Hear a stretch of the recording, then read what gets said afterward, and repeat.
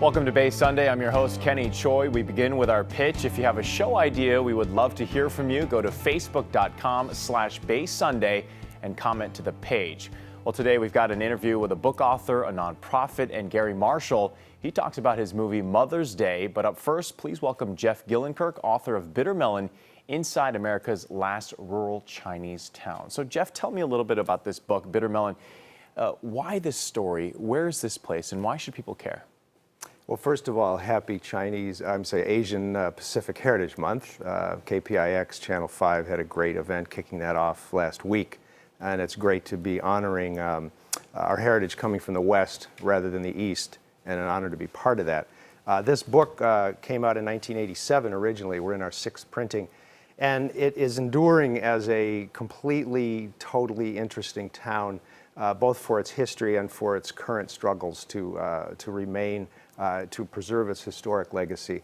The town was created in 1915 when a nearby Chinatown burned down, and it was an extraordinary story of perseverance. The Chinese pioneers had come to the Sacramento Delta to build the levees there that created the farmland, and they stayed to farm the land. And it was the only place in the West where Chinese were not driven out of the rural areas. From Washington down to Chula Vista, California, there was anti-Chinese violence leading up to the Chinese Exclusion Act in 1882.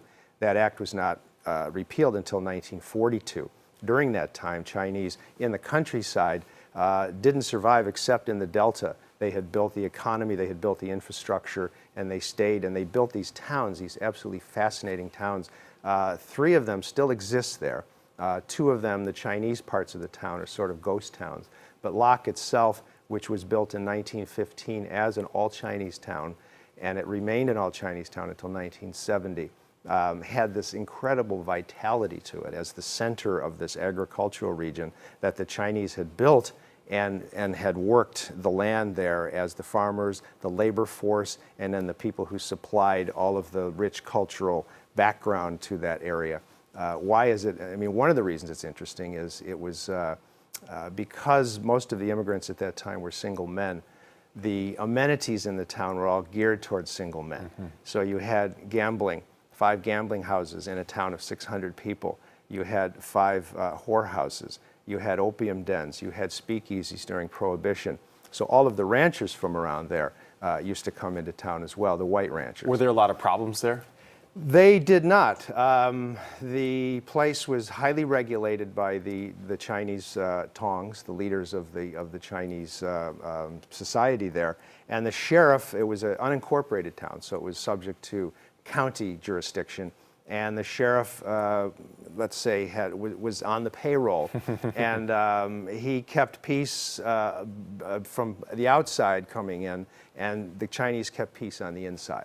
So there were some, crimes there with that much vice going on, but it was not a fearful place at all. Now this book titled Bitter Melon, yeah. First published in 1987. Yeah. Catchy title. What's the story behind the title? Well, as you know, the Chinese called California Gold Mountain, and people came here expecting something, to be rich and to be accepted, and they found a lot of pain and discrimination and bitterness instead.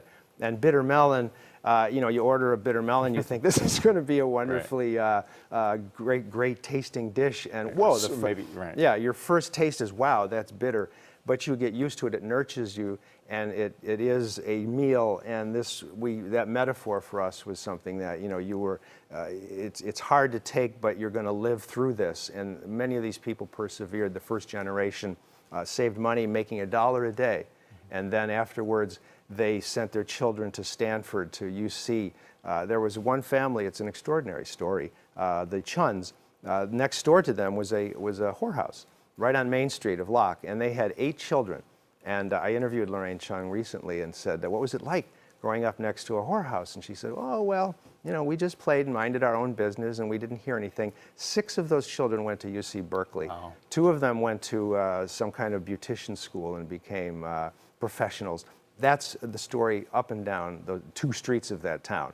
Was incredible perseverance and success of the next generation. And that's what makes America so beautiful. You can go from one place to the next in one generation or less. Well, Jeff, we want to thank you for being here with us today. For more information about bitter melon, you can log on to bittermelon.com. That's bittermelon.com. We'll be back with more Bay Sunday after this break.